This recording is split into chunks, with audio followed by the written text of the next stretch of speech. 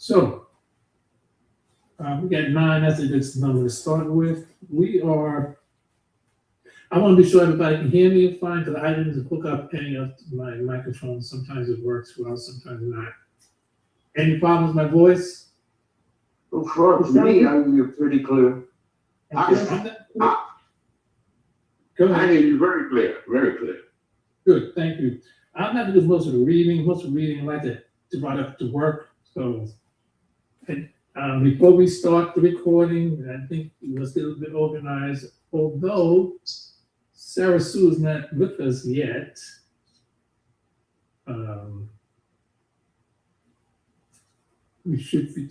we are up at Spectrum of Authenticity. I'll do a recap of the presentation so folks can know. And we just need to know. What is the heading? Glenn, what is the heading? Yeah, just a second. Hold on. The heading of, you mean the heading of the essay? No, the where we're picking up. I'll let you know. Okay, yeah. We're gonna do a short recap. Oh, we got Dwayne here, so we got 10 now. That's a good number. Start. Good. Excuse me, Glenn. Yes. Yeah, this is about you. And Joan, I did give you a picture. Happy birthday, but anyway, happy today. I did send on the birthday before I think. But anyway, look at here. You remember, and remember you was gonna send me some information. I think it's what regardless on this when it started out with 1, 2, and 3 before the new year. You remember that? Yeah, refresh my memory what I'm supposed to send you. I remember when I was talking about I think he was talking about Joan. Joan was it Joan that was supposed to send it to you? No, it was on a conference call way before the new year, before Joan's birthday. And we was on 1, 2, and this probably the third series, but it's 1 and 2 by Dr. Somebody. You remember? And you said you was going to give it to me, but you didn't. Dr. Somebody, you know what it was? It was dealing with it was dealing with Dr. It was something that we was discussing about. I can't really, and I said I liked the way how it was sounding, and I think Sue was reading it, and then you read it, and we talked about it a little bit the last time I was on the call. If you can remember that. What was it Glenn's last name? Because he writes in an academic way saying Dr. Kendall. Oh, that's what it was about. I think it was what the paper said was signed and written. That might excuse this. I'm gonna mute myself, but because I'm still in DC, they still celebrating like it's crazy. But anyway. Yeah, I'm gonna go look into my notes and get back to you. I got your phone numbers and I call you. Okay, real. Okay then. All right. I'm signing off. I mean, I'm with you all. I'm putting on mute. All right, thank you. Okay. Yeah, I remember it now. Okay, I just need to know before we start the recording who is going to open up on the Great Spirit, as you always do.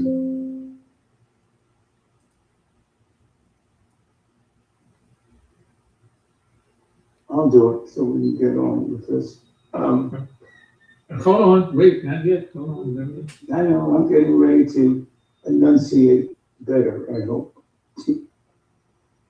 Your pronunciation's fine, Peter. The recording has started.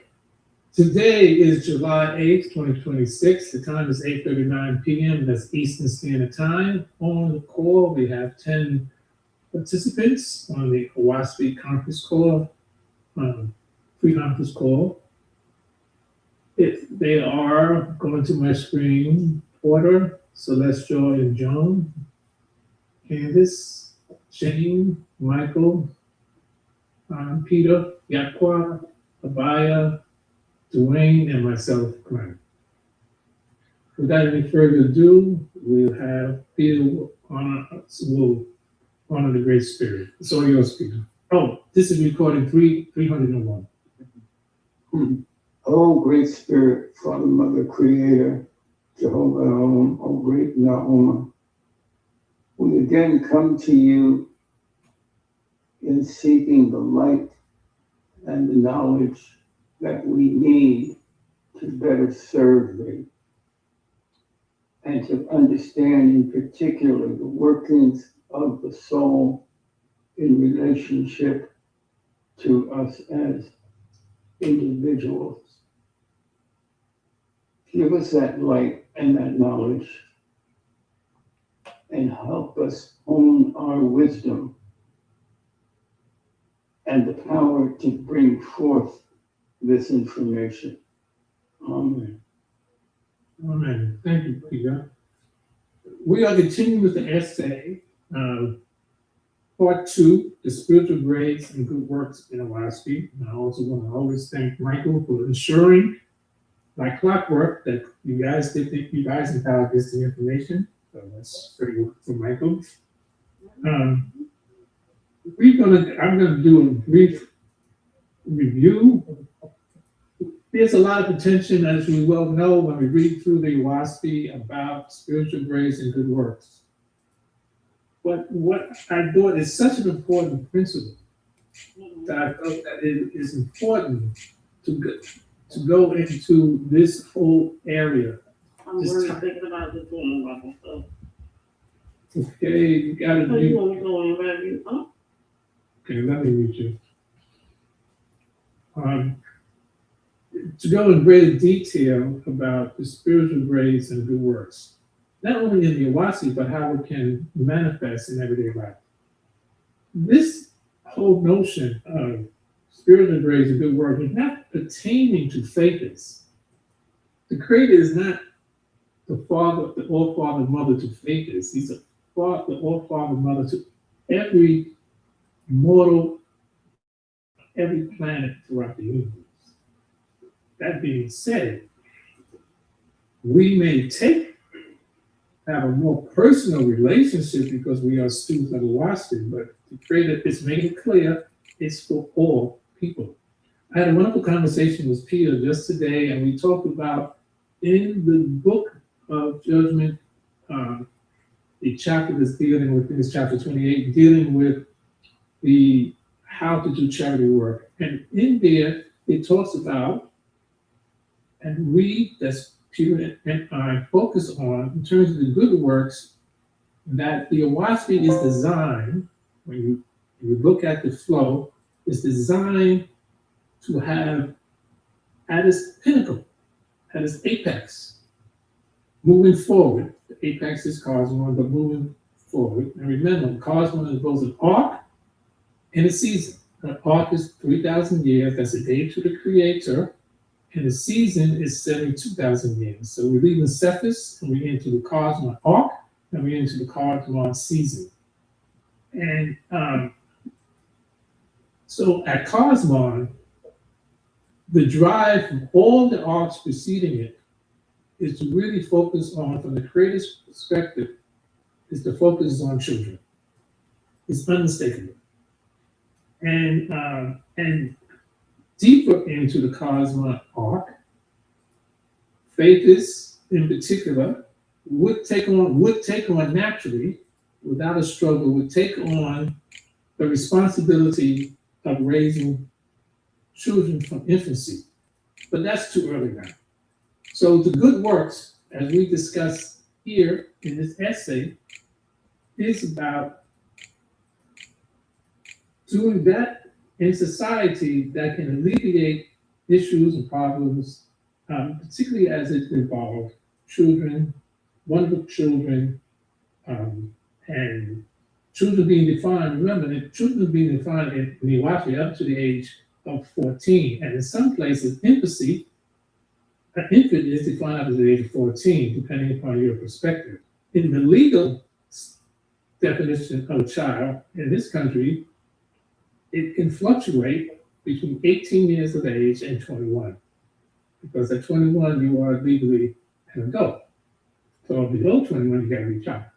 So There are certain rights given to individuals who are 18.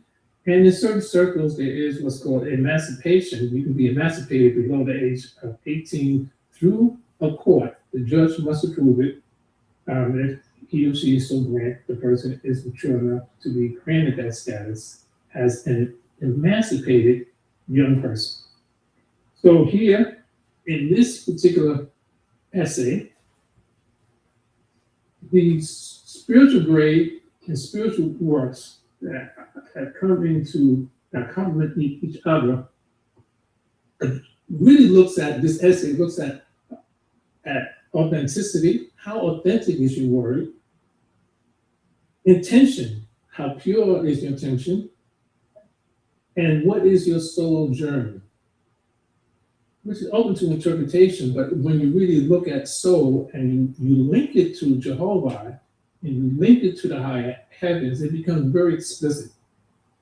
So the authenticity and the intention are the guiding principles that relates to a person's good works and because it relates to the person's good works, it also relates to the person's spiritual grade. So there's a lot there. It's not about volunteering. It's not just simply being altruistic. One of the things that we discussed, we, Peter and myself, is the whole notion of people who are ethical, but who are atheists, and people who are spiritual faithists and who are not ethical. So when you get these extremes, you can begin to really hone in on the deeper meaning of spiritual grace and good works. And one of the guiding principles that I put here as a beginning quote from OAHSPE is, the quote is as follows: "I labor not so much to convert adults as to prepare the minds of the young." OAHSPE, Book of Judgment, chapter 38, verse 2. Spiritual grades and good works as the natural expression of the soul's continued becoming. And in this essay, we focus on the avenues for spiritual grades extending from good works. We address the grand thesis, and to use a short quote from OAHSPE, it says that they shall be willing and capable of rescuing others as they were rescued. OAHSPE, Book of Jehovah's Kingdom on Earth, chapter 28, verse 11. What that particular verse is saying is that the completion of the work by adults when they are working with children, be them faithless or not, foster care or not, is that those who are once highly vulnerable, means homeless, etc., your work is not completed truly from the Creator's perspective until the children that you help raise will also help to raise the very ones that was like them when they first came into your contact. So there is a completion here. So that gets into the deeper aspects of spiritual grace. And we explore the inner life as faiths, spiritual grace as the measure of the soul, good works beyond the cosmic accounting, and we are up to the point, for instance, when we talk about spiritual grace, the makeup of the couple is quote from the philosophy, it's in the essay. And this is a really important point for us as UFK members. It says the congregation. It doesn't say a faithless congregation. It doesn't say, a particular type of congregation. It says congregation. The congregation, and they shall have volunteers who shall go about seeking out the helpless and distressed. They shall come as co-workers for Jehovah's children. Children. This is in the Book of Judgment. This is towards the end of the OAHSPE. It's very powerful. And this is OAHSPE Book of Judgment, chapter 19, verse 23. And I just will read this short paragraph. To understand spiritual grace, we must first set aside one of the most common assumptions about religion. Many people instinctively think of spiritual advancement as something granted by an external authority, a reward bestowed for correct belief, faith, faithful observance, or moral behavior. Within this framework, heaven becomes the destination and religious life becomes the means of qualifying for entrance. Holy. OAHSPE presents a remarkably different understanding. It teaches that spiritual grades are not rewards conferred by the Creator, but natural conditions that correspond to the active development of the soul. And the soul is mirroring the behavior. And so we have moved on to good works beyond cosmic accounting. And here's another quote from OAHSPE. Better it is that you provide a way unto 10 fatherless children, again, children's a demon, than 40 people that are grown. OAHSPE, Book of Judgment again, chapter 28, verse 8. And we are coming close to where we left off. I don't want to read. I hope that somebody can begin. Before we continue, are there any questions or comments? I got a chat hand up. Just a second. Let me double check that. Turn the cam on. Okay, all right. You want to see me? Okay, no problem. Where am I? Hold on. Well, this is a buyer. Can I be heard? I have a question. Go ahead, though. Okay, I wanted to know, when I read that, I want to know when it says this is a new religion. And what is your thought pattern on that? In the verse in chapter 19. Well, there's a lot said in OAHSPE. I never considered faithism to be a new religion. I've always seen it as being a restored religion. Okay. Because we can account for, in our worldview, we can account for life on this planet at its beginning. Everybody got their own particular perspective on creation and what is creation. They got their own starting point. But for us, a day is not 24 hours. To Jehovah, to the Creator, is 3,000. So when they say in the Bible, the world's made in 7 days, they think the 7 days is 24 hours. For us, it's not. And there are a lot of structures and organization systems clearly discussed in finite detail. One of those systems is the subaltern. It's where the solar system travels. It's not just stagnant up in the sky. It's moving. It's moving on a roadway that's been prepared. It's a very remarkable book when you really begin to think about it. And so, these systems and orders is all part of Jehovah. And there's a great quote from OAHSPE, which is Jehovah says, "I am system and order without dictatorship." And notice he gives a choice. He gives a choice to screw up, and deal with the consequences, but they are coming, or deal with the goodness that's going to come. And with the goodness, we will be pinched because the darkness is going to come after us. That's how it is.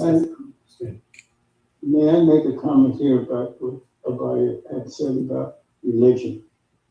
OAHSPE refers to religion in different ways at different times.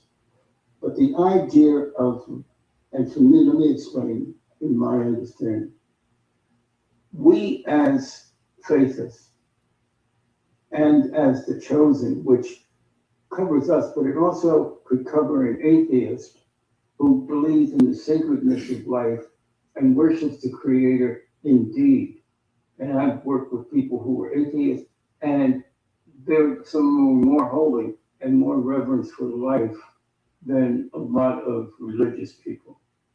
So OAHSPE can be a religion in the formal sense that, like UFK, it has religious exemptions for taxes and so forth. It can be called a philosophy, a metaphysical school, a way of life, whatever one may be comfortable personally. But the term religion means bound to something.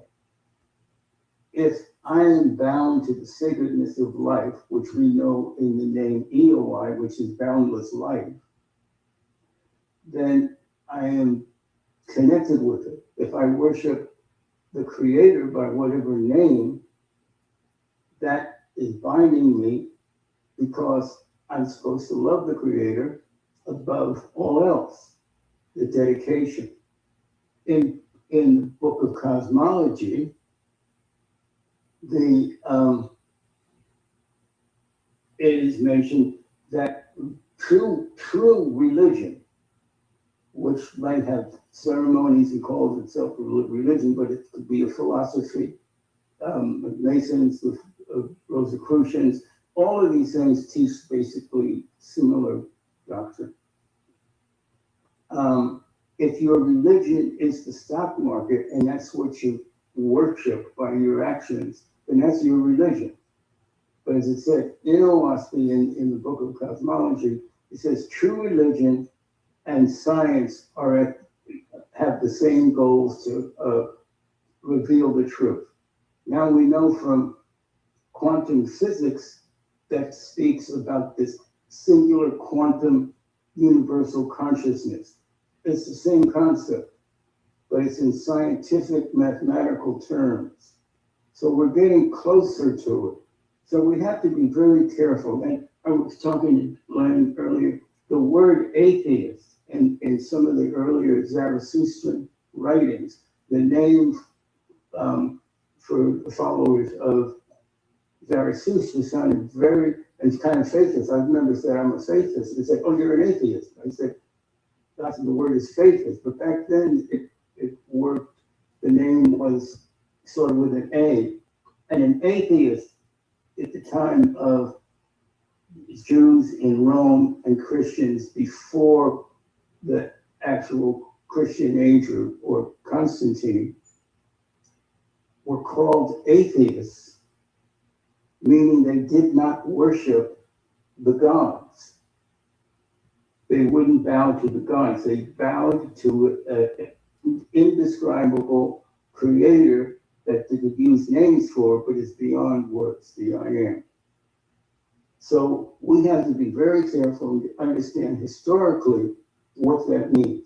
We as faithists, and using Glenn's term, are creologists, we're not theists. And consequently, we do not bow to any God or concept of man in that sense. And we, to those who worship gods and statues, are atheists. So again, terminology, and especially when you have a book and it's written in print, because when this stuff, as it says in OAHSPE, very clearly, in the old days, the teachings, the inner teachings were from, mouth to ear, and you get the subtleties. You can't get the subtleties in the written word, because that comes from the actual knowledge that's living from one person to another that's been preserved. You can write it down, but it becomes stiff. And even though I said these words in here, these are dead words. It is the wisdom, it's the truth behind these words, and the understanding that the chosen are going to come from all kinds of different. It's like what God of heaven and earth says. Do you think I am just going to use the faithless to bring the kingdom? He's very clear of that in the book of this. And it goes into, so we have science going back in. We have people who are not religious. And I know working with the Quakers, we we've had people, because they believe in the cause of freedom and human rights, who are atheists, Christians, Muslims, Jews, Buddhists, whatever, all working together for the common good as we perceived it for humanity. As it says in OAHSPE, Quakers are faces and heart without the ceremony. So we can get very caught up in definitions. Oh, we're faces, we follow the OAHSPE. And you could be talking to someone who lives the OAHSPE. But they don't know themselves as faces. So, Okay. all right, I'm finished. All right, you know what? It was funny to me when that thought, because both of y'all, I feel what you're saying, because to me, it was like seeing a new way of life. Did not see you, but as far as the congregation there to show them the new way of life, the religion of life, because I see two different interpretations of the word religion. One was like a new way of life, things but not wonderful how experience it goes. Okay. Yeah, I'm going to say, a lot of people, well, we don't have a lot of faiths, but some faiths say they're faiths, and if you looked at their lifestyle, they're not really practicing it. Just like in any other religion, philosophy, it's one thing to proclaim it, and it's another thing to actually do it, because the doing takes the control of self. Right. Where the proclaiming, anybody can complain, last my words again. Anybody can claim they're whatever they want to be. And you're absolutely correct, but I'm just thinking about Abraham, when we talk about Abraham, you will be tested to see if that's what you are facing. Mm-hmm. Yeah. So I can understand. Thank you for sharing. Okay, let's move on, because time is growing. Therapy over here. So, Jane, I think we left off on my notes. It's going to be hard to find it. It's going to be the section that says good works beyond cosmic accounting. You count the paragraph, it'll be 1, 2, 3, 4, 5, 6, 7, 8, the ninth paragraph, and it begins with OAHSPE therefore. Oh boy. OAHSPE therefore is the section, once again, that has good works, beyond cosmic accounting. If you haven't, I'm not reading it from the email, but from the Word document, it starts on page 7. It starts on page 8, sorry, page 8. Okay. They're talking to me? Yes, Jane. Oh, I see good works. Okay, good. Okay, so now I've got the title. Down, we maybe started. So I go down to, so it goes down to the OAHSPE, what does it say for the paragraph? OAHSPE therefore. Okay, I see it. Okay. Here, okay. Stop reading, thank you. Okay, I'm sorry about all the fireworks going on. I can hear it, I can hear it. We don't hear it. Oh, okay, but that was last week. It's like, oh, didn't realize. Okay. OAHSPE therefore invites us to evaluate ourselves according to a deeper standard. The essential question is not simply, what have I accomplished? It is also, who have I become while accomplishing it? This question shifts our attention away from external recognition and toward inward transformation. It asks whether our service is gradually fostering greater humility, compassion, wisdom, patience, and love, or quietly reinforcing pride, ambition, resentment, or self-importance. This emphasis upon inward transformation also introduces an element often neglected in discussions of charity, wisdom. Genuine compassion seeks not merely to relieve immediate suffering, but to promote lasting freedom. Helping another person is certainly an expression of love. Yet wisdom asks an additional question. Will this form of help strengthen the individual or unintentionally deepen dependency? Compassion without wisdom may relieve today's pain while increasing tomorrow's suffering. Wisdom without compassion, however, easily becomes cold and detached. OAHSPE continually encourages the harmonious union of both. For this reason, the highest form of service is not simply providing temporary relief.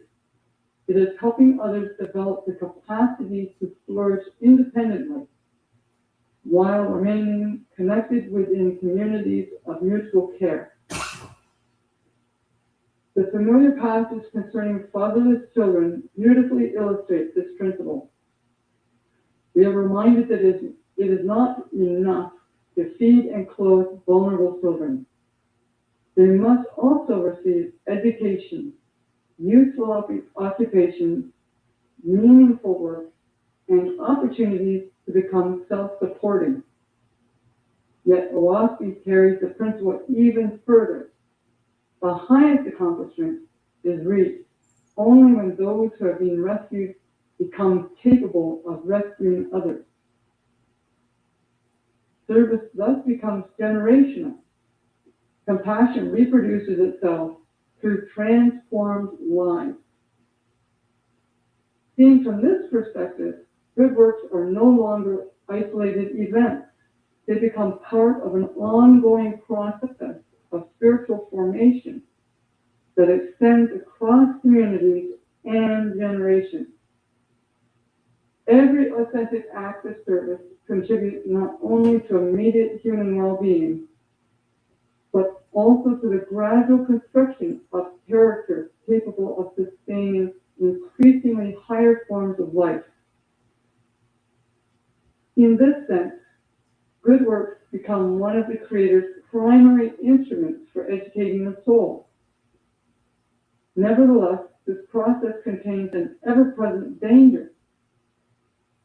Because human beings naturally desire acceptance, admiration, and significance, even sincere service can gradually become intertwined with the desire for recognition.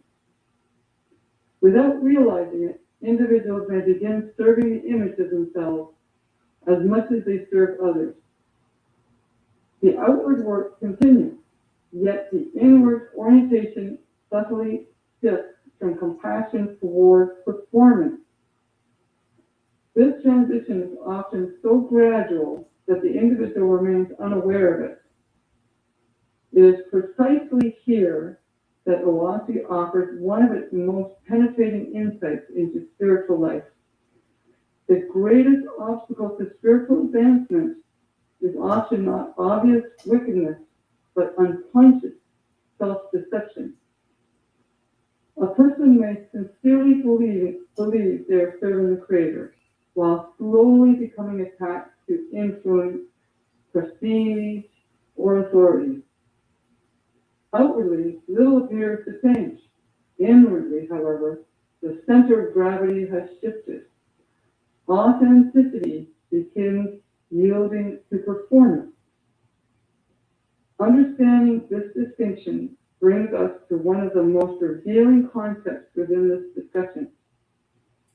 If good works alone cannot fully disclose the condition of the soul, then we must examine the relationship between outward appearance and inward reality.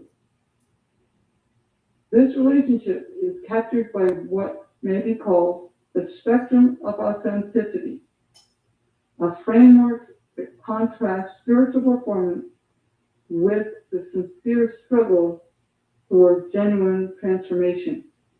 It is here that the deeper meaning of spiritual grace becomes fully visible, for the Creator measures not simply what is done, but the authenticity of the soul from which every action proceeds.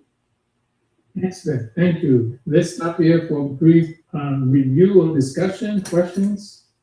It's open.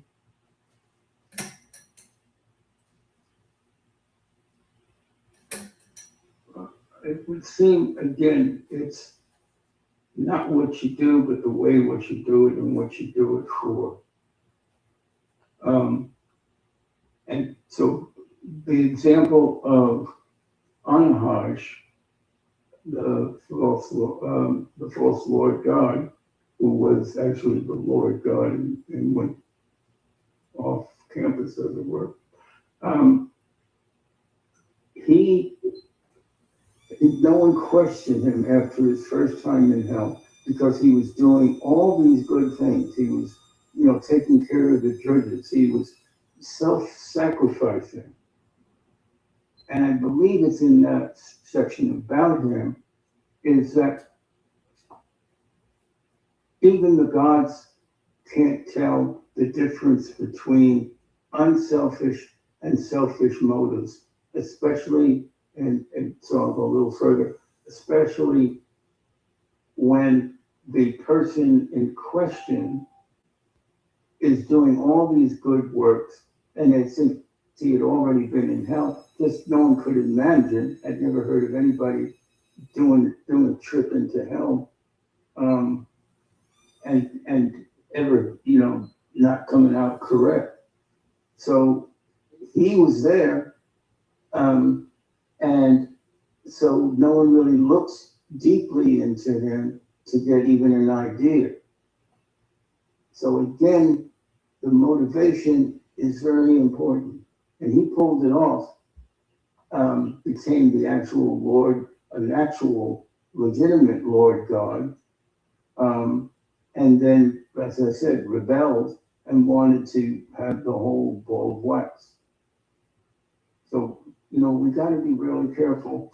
People can, again, say what they say, but they have their own alternative reasons. Another was going to say that to when you say a new religion, it does say in OAHSPE, up until the time of Cosman, people were doing these things for self-salvation.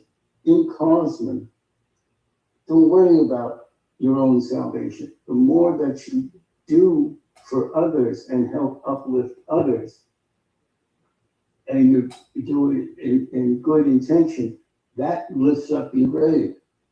And that is the salvation.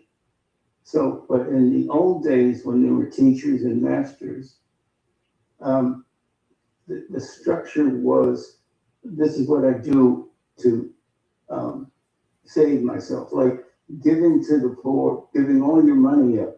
Now, OAHSPE is very clear, and I think in the Book of Judgment, it says that was for the old days. You don't have to give up everything, but it's your intention so involved with selfless service that you know that the Creator is going to carry you through. Okay, great.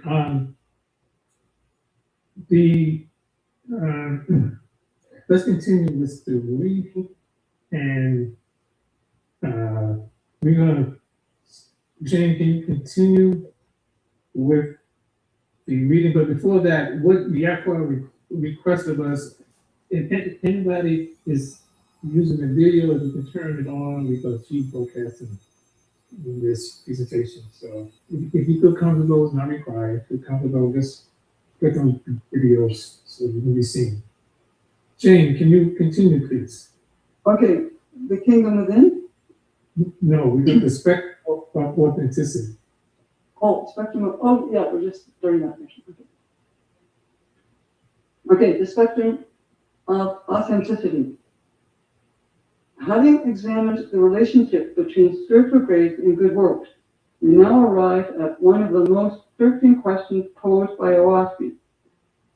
How does the Creator distinguish between genuine spiritual growth and the appearance of spirituality? Human beings naturally evaluate one another by what can be observed. We admire eloquent speakers, generous benefactors, devoted volunteers, and respected leaders. These outward expressions certainly possess value, yet OAHSPE gently reminds us that outward appearance and inward reality are not always the same. The visible life may conceal a very different invisible condition. This distinction may be understood through what I call the spectrum of authenticity. Rather than dividing humanity into the simplistic categories of good and evil, the spectrum illustrates two fundamentally different orientations of the soul. At one end lies spiritual performance. At the other lies the sincere struggle. Every individual occupies some place between these two poles, continually moving in one direction or the other throughout life. Spiritual performance should not be confused with hypocrisy alone. Hypocrisy implies deliberate deception. The condition described here is often far more subtle. It frequently develops in sincere people who begin their journey with honorable intentions. Over time, however, success, admiration, influence, or authority gradually become intertwined with their original desire to serve. The transition is usually imperceptible. Individuals may continue performing admirable work while becoming increasingly attached to the recognition those works bring. The danger lies precisely in the subtlety. A person may remain convinced that every action is motivated by love, while quietly becoming dependent upon applause, influence, or public affirmation. Service gradually shifts from being an expression of compassion to becoming a means of preserving one's identity, reputation, or authority. Because the outward works continue, neither the individual nor the surrounding community immediately recognizes the inward shift that has occurred. Just stop there for a second, okay? I just wanted to, I had a discussion, I won't mention the name of the person who I was having this very healthy debate, debate. It has to do with Louisville, and I think these facts supports my particular position, which was that the fall from second resurrection, the betrayal to Jehovah, started when Louisville formed the Confederacy with the outward appearance of claiming he's going to do good works and round up all of these negative folks, gangs, and Judas, which he did do, by the way. But when I was reading that part of the OAHSPE, I was saying something did not seem right.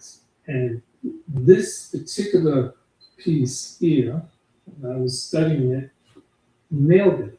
Because the authenticity wasn't as right and full as one would have expected when he, for instance, first became a Lord God, or when anyone becomes a high-ranking angelic person. That subtle difference is hard to perceive in people. You can't fool the Creator. You can't hustle the Creator. You can't deceive the Creator. So I'm not saying that I got it straight, but all I'm saying is that we got to be so very careful of people got to be able to dig deeper into their motives, even when they are performing at a stage where we would observe that they are doing the good thing, but they could have hidden motives. I just want to, it's not open for discussion, not to comment, but I think that's an important lesson that Louis Monk could teach us, continue. You left off at history repeatedly illustrates this one. Okay. Okay. So history repeatedly illustrates this phenomenon. Religious institutions have produced remarkable acts of charity while simultaneously becoming entangled with political power. Okay, is that my own echo is coming back to me? Social reformers have sincerely sought justice while gradually allowing ideological certainty to replace humility. Even within our own lives, we occasionally discover that motives we once believed to be entirely selfless have become mixed with subtle desires for appreciation or control. Such discoveries need not produce discouragement. Rather, they invite deeper honesty. OAHSPE consistently teaches that honesty is one of the highest forms of spiritual courage. The individual who recognizes mixed motives has already taken an essential step toward authentic growth. Self-examination, though often uncomfortable, becomes one of the Creator's greatest gifts because it prevents spiritual stagnation. The willingness to ask difficult questions about ourselves demonstrates that genuine transformation remains possible. For this reason, spiritual performance is characterized not simply by outward activity, but by inward resistance to continued growth. The individual gradually becomes more concerned with protecting an established identity than with allowing the soul to continue changing. Religious titles, organizational positions, accumulated knowledge, or years of faithful service may all become obstacles if they lead a person to believe that the deeper work of self-examination is no longer necessary. One of the paradoxes of spiritual development is that the more advanced we become, the greater our need for humility. Every genuine insight reveals additional depth still waiting to be explored. Every new understanding exposes previously unnoticed assumptions. Thus, authentic wisdom does not produce spiritual authority. It produces increasing openness to further growth. For this reason, OAHSPE places such extraordinary emphasis on childlike teachability. Children readily acknowledge what they do not know. They ask questions freely, admit mistakes without embarrassment, and remain remarkably open to new understanding. Spiritual maturity does not eliminate this childlike quality. Instead, it restores it at a deeper level. The truly advanced soul never ceases learning because it never ceases becoming. At the opposite end of the spectrum stands the sincere struggle. Here we encounter individuals who may appear quite ordinary. They possess obvious weaknesses. They occasionally fail. Their progress may seem slow.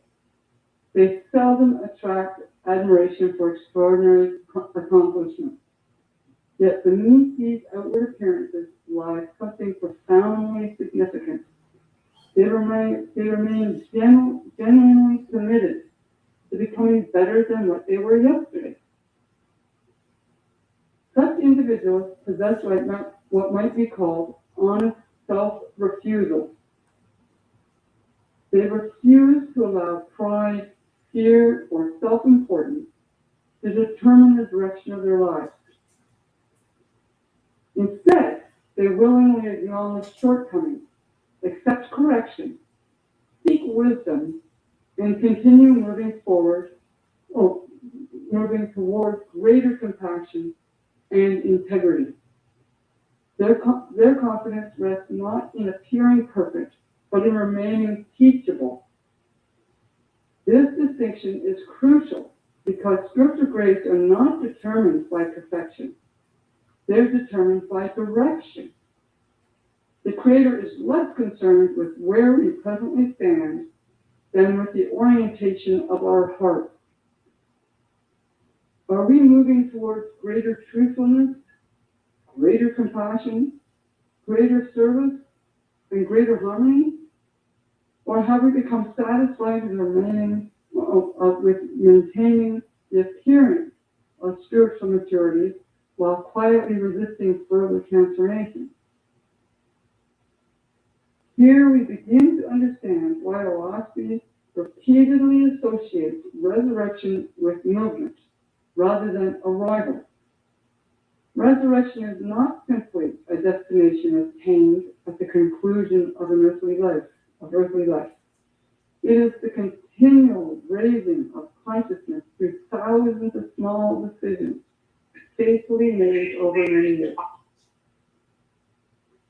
Every sincere effort to overcome selfishness participates in resurrection. Every honest confession of weakness participates in resurrection.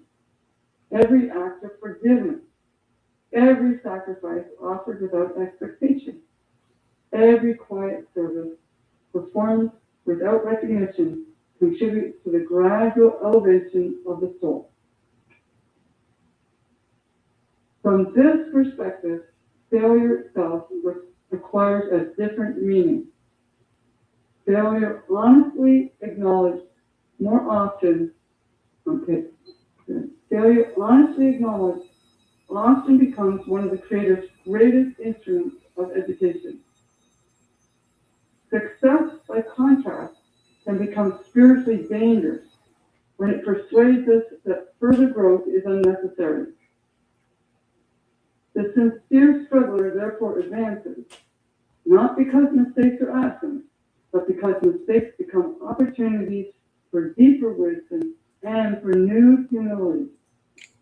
This understanding offers profound encouragement. Many people quietly compare themselves with individuals who appear spiritually accomplished and conclude that they themselves have failed. OAHSPE reverses this comparison.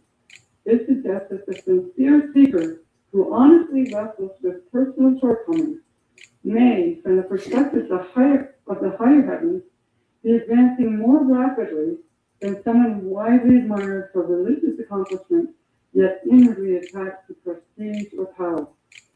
Heaven evaluates according to realities that human beings seldom perceive. The spectrum of authenticity, therefore, reminds us that spiritual life is not a theatrical performance, but a continual transformation. We are not called to impress one another with our virtues. We are invited to become increasingly transparent before the Creator. This transparency requires courage because it asks us to abandon carefully constructed images of ourselves. Yet only what is genuine can continue growing. Every false image eventually becomes a prison. Authenticity alone remains capable of continual resurrection. At this point, another question naturally emerges. If authenticity requires continual transformation, upon what foundation does such transformation rest? What is it about reality itself that makes continual becoming possible? To answer this question, we must briefly step back from ethics and examine the deeper nature of existence. In other words, we must consider the subject of ontology, where every understanding of spiritual life ultimately rests upon a particular understanding of reality itself. Quote, in philosophy, thou shalt examine the sum of all the virtues and vices of thyself, and of thy neighbor, and of the whole city, or state, or even the world, and accredit the grade in ascension or declension. And thou shalt compare one generation with another as to the increase or decrease of its spirituality. That's the OAHSPE Book of Judgment, chapter 11, verse 20. Okay. Glenn? Yeah, 1 second. Okay, good. All right, so we're up at Kingdom Within. Are there any questions, comments in terms of what Jane has very well, has read very well? Question, comments? Hey, Glenn, can you hear me? Yes, yeah, well, you're fine. Hey, I got a question in the chat. Someone wants to know if anyone on the panel knows the meaning of the word ZODD. Z. ZEHEODEDE.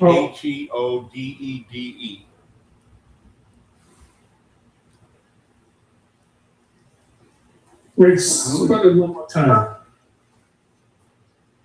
ZHEODEDE. Oh, schools. Whole brain here. Okay. ZH. Yeah, ZHEODEDE.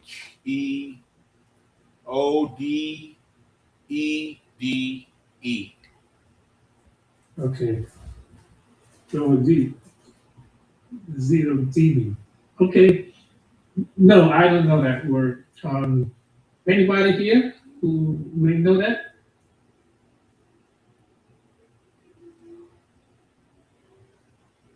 No, you Ask can get- AI. Ask AI. Yeah. Well, good point. Okay, so there's no answer as of yet. That it's sort of rings a bell, but I don't want to guess at something I'm not sure about. Are there any other? If I might, and well, Glenn is doing that. This is a volume. Yes, Go ahead. I wanted to know, was that with chapter 11 in the book of Judgment that you read out of, or is the pamphlet of the paper that is on, kind of, because I article here, or is it written in this chapter? Yes, the book of Judgment, chapter 11, verse 20. Right, okay. All right. I was going to add to what that piece or that section was about. In the book of Ben, it says, you dedicate yourself to receiving light in the morning when you wake up, and at evening, you reevaluate your behavior for the day. But there's another quote, and I have it in Cosmic Keynote, so I don't know what chapter or book it says. That says for us to examine ourselves 100 times a day.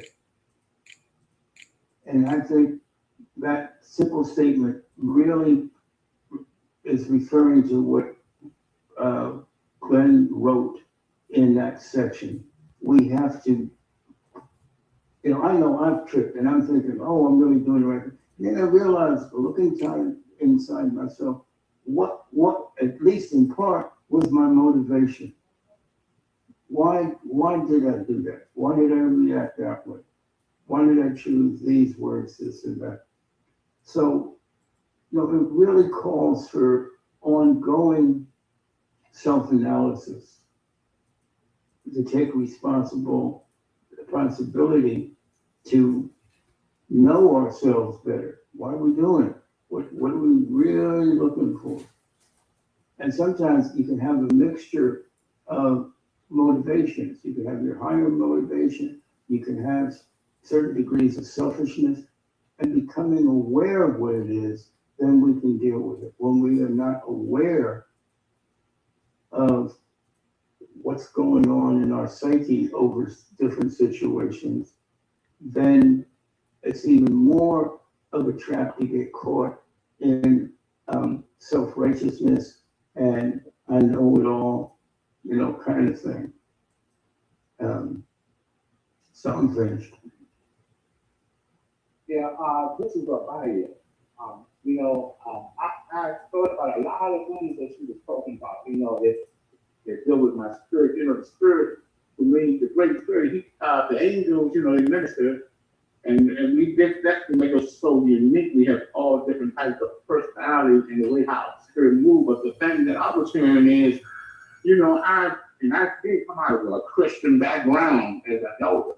But the thing something that came up was like, let another man praise you and not your own lips. And make sure you're giving the glory all to the Creator. When somebody said you're doing a good job in your mind, in my mind, I say, well, or let them know it's the power of the Most High that's keeping me onward, upward journey. That's my interpretation that I hear. And then, somebody said, well, what university did you went to? And I let them know I'm at Sidewalk University with the Most High, and I'm still in college. Meaning that it will go forever. You talk about these angels and say that your elderly brother had tens and thousands of years of experience. I can't even touch that. So, even after that, I'm somewhere in the OAHSPE said that they don't even know the entirety of the Creator. So that's humbleness. The more we grow, like you said, the more we spiritual, what is our motives? Is to glorify us or give all praises to the Most High and be that light, the true light, authentic. So personal inventory. I heard something that I'm hearing my spiritual say, school thyself every day. So that's another thing, examine, whether you be or what you are. And it's always said that in OAHSPE to examine yourself and see, are you in the right, what is your motive? So that's what came to me as I was listening to her. All right, I'm done. Shalom. Good. Let's continue. Do we have another reader to start reading the Kingdom Within? This is an important point. We may have to close on this section because What scripture is that? this next scripture is just the section of the essay, The Kingdom Within, the Purpose of Spiritual Grace. That's in that 1 through 16 or page, or is it in the OAHSPE? Page. This is the essay is on page 16. I mean, it's on page 12 or 16. Oh, that's what I was trying to see that I saw that. Okay, all right. It's not. If we don't have a reader, we got one reader who's been consistent. So, James, let's not do any. No further ado, Jane, if you don't mind, continue to the reading. Sure. Okay. The Kingdom Within, the Purpose of Spiritual Grace. To appreciate the importance of spiritual grace, we must first understand one of the most profound teachings in OAHSPE. Unlike many religious traditions that emphasize the establishment of God's kingdom as an external event, a future government, a political order, or a visible religious institution, OAHSPE begins with a different premise. The kingdom of Jehovah is first established within the individual. Only afterward can it be expressed in family, communities, nations, and eventually in the higher heavenly society. Let's stop there for a second. I cannot stress the importance of that short but powerful paragraph. If we examine what that paragraph has unpacked for us, when we look at history and cinema and the reflection of history, people look at the kingdom and they look at it through a political lens, even as religious people, and they want to establish something that's concrete, that's visible. Like Gabriel told Louis Martin, you've got to have a God that man or woman can see. You can't have something invisible, right? And so the kingdom, think about it for a second. If your value system is not in accord, if your vices in the privacy of your own mind and behavior behind closed doors overcome your virtues. If you have the outward appearance of integrity, but the inner desire of what is the very opposite of integrity, if all these things happen, anything that you build with the Creator's name or not will crumble eventually. To sustain that takes a really strong willpower. One of my favorite in grad schools and theology school, one of my favorite philosophers, which I wrote about, was Nietzsche. Grossly misunderstood, grossly abused, but he talked about not willpower, the power to will. And when you compare his working with the Wandering Spirit Land, what the Wandering Spirit Land is addressing is overcoming one's power to will. Nietzsche is saying, hold on, we've got to protect our power to will. And he talked about what's called the morality herd, which is following religion blindly. And those who do that creates a kingdom, supports a kingdom. But Jehovah is laying this out, what James just read. To do this well, you've got to have such a strong sense of integrity, authenticity from within, that you can withstand that attack that's coming from without. Okay, please continue, Jane. Where did I leave off? This distinction. This distinction is fundamental because it transforms our understanding of religion itself. The primary work of a faithist is not to change the external world first. Rather, it is to participate in the gradual construction of the Creator's kingdom within the soul. Every victory over selfishness, every act of compassion, every honest acknowledgement of weakness, every expression of truth, and every unselfish service contribute to the quiet building of that inward kingdom. For this reason, spiritual grace occupies such a central place within OAHSPE. They are not merely classifications assigned to souls after death, nor are they honorary distinctions bestowed by heavenly administrators. They are living measures of the extent to which the kingdom of Jehovah has become established within an individual. They reveal the actual condition of a soul rather than its public reputation, religious affiliation, or outward accomplishment. This understanding also explains why spiritual grace cannot be separated from good works. The two exist in a relationship of continual reciprocity. Character gives rise to good works, while good works continually refine character. One cannot exist authentically without the other. They belong together by their very nature. Perhaps an analogy will help illustrate this relationship. Wetness cannot be separated from water.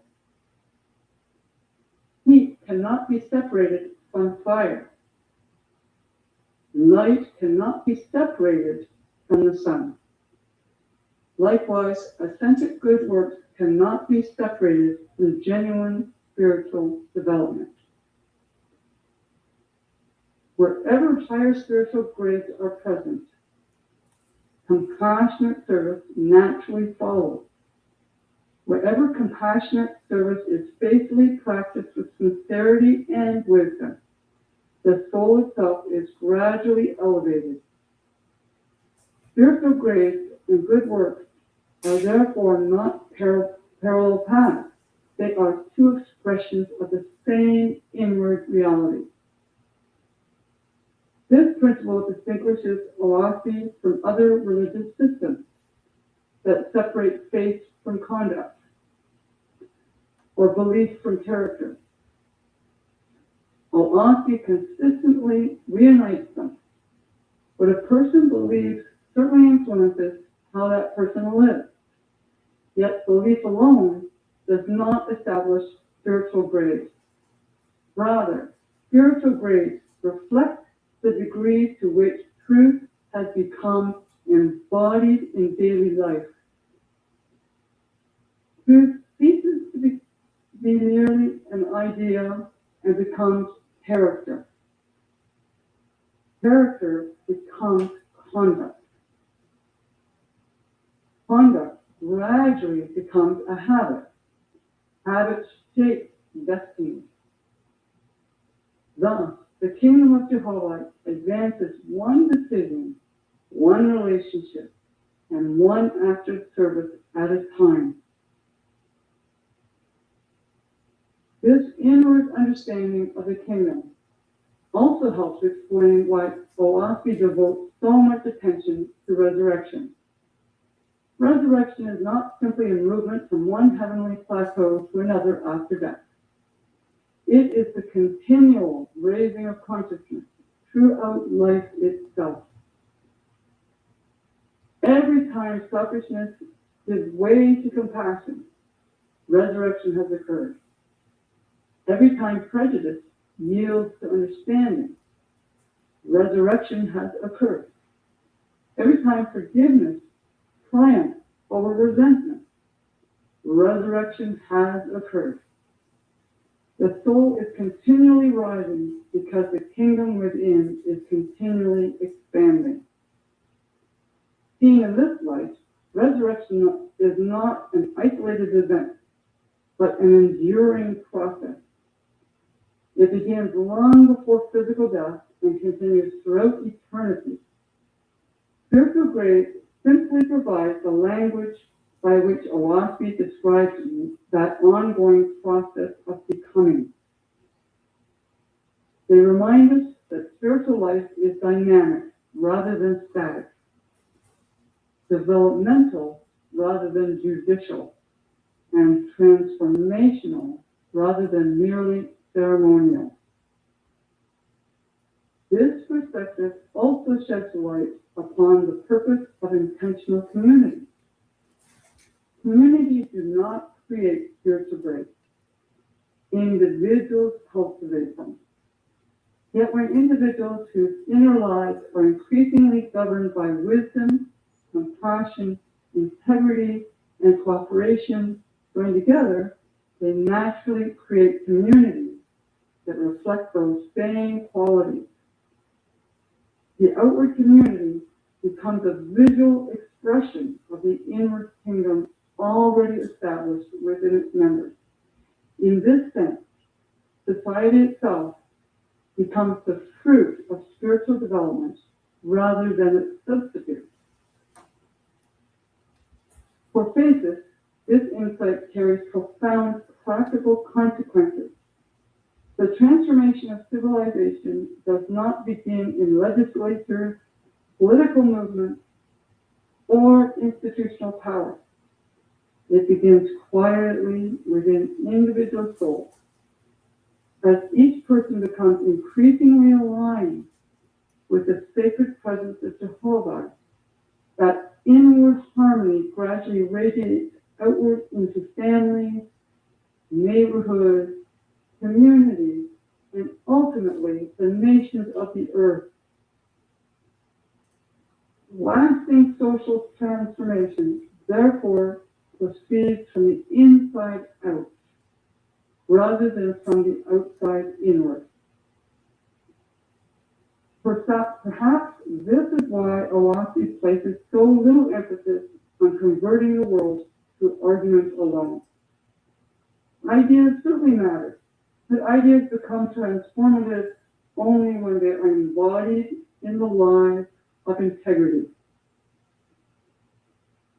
The kingdom of Jehovah is not advanced primarily through persuasion, but through becoming. Truth acquires its greatest persuasive power when it is lived rather than merely proclaimed.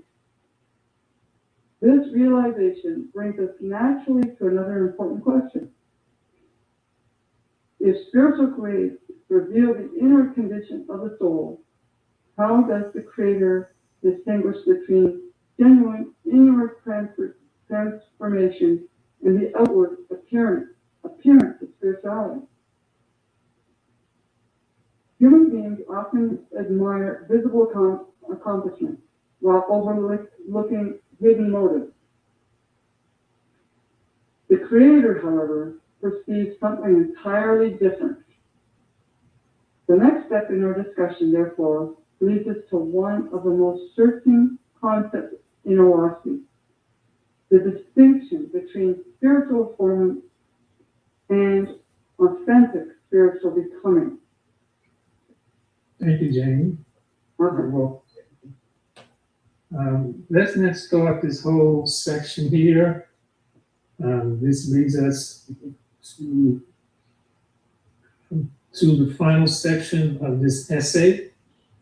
And what's not written here is supposed to be, we're going to do a short part 3, probably next Wednesday, at the end of this. And it's going to really be asking the question, how do I, as a person who is either a student of OAHSPE, a faithist, a reader of OAHSPE, however you like to perceive yourself, and we want to go around the screen, and even those who may be on YouTube can join in on how we, or the individual, how the individual sees him or herself with their own spiritual grace and good works. What is their understanding of what this means, and how does that translate? It's very important. How does that translate in doing good works? But some people could be being a professor, teaching, being a high school student, high school teacher. Some can be capitalists who want to fund projects that supports nonprofit endeavors.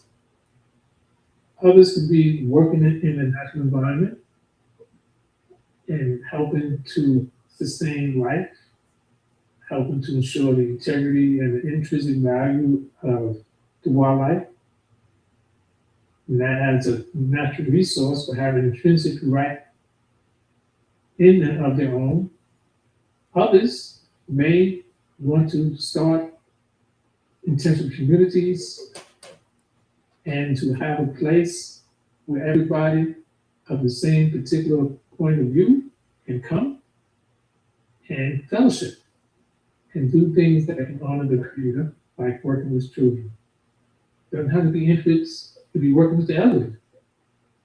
We all grow older, and we should, because we're growing older, we need to care for the older population, so that we teach that role model, or the role model to teach the younger generation that as you care for the older generation, you too will be careful when you reach that particular age.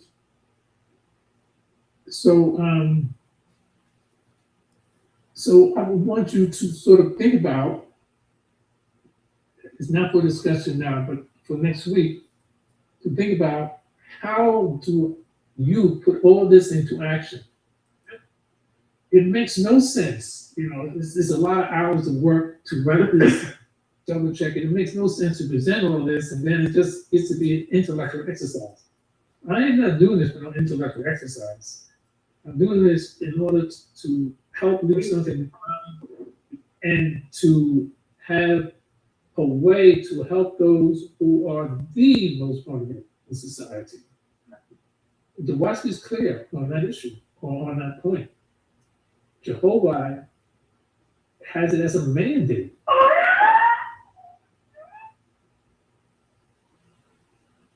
Okay, somebody from Birmingham again. Okay. So anyway, I just wanted to have that in mind, and let's open up for Q&A. We got about 4 minutes. Question, answer, comments, thoughts, critique, whatever.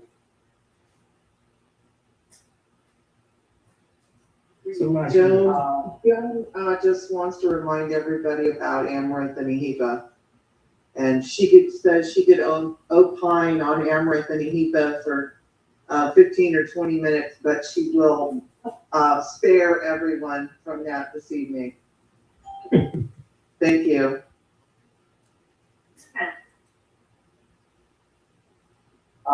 Yeah, this is I do have a question on something. What exactly?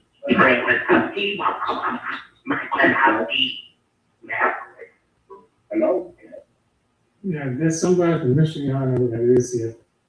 Okay. Go ahead. What I was saying is that, I think this is what, did y'all do part one of this? It looked like it was part two. Did that be part one the other week or so?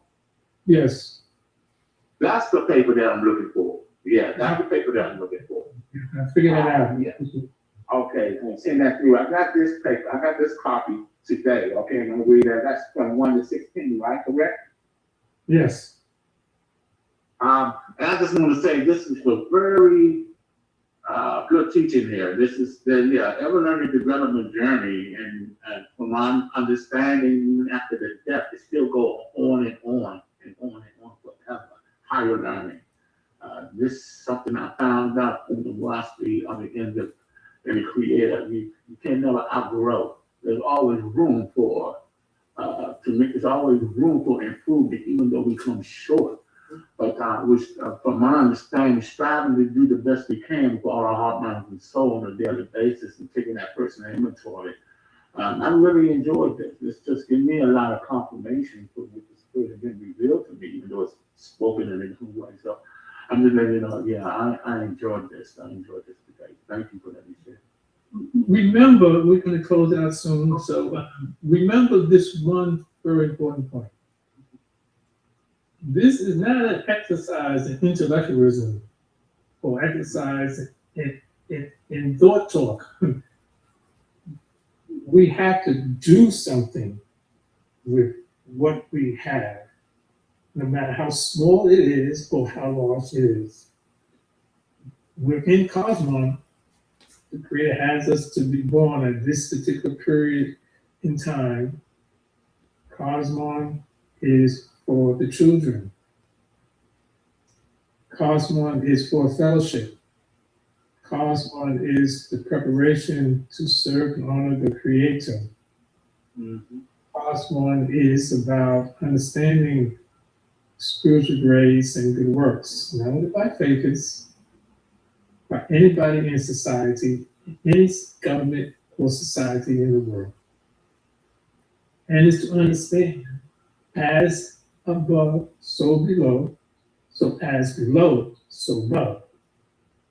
So there's a lot going on the other side of the world, other side of the divide, but we gotta have a moral compass to be straight so that we can be at one with the Creator in doing the things that needs to be done, either from our own family to society and to others. That being said, I'll have anybody here who haven't spoken have the last word. You got 1 minute, and need somebody to close us out.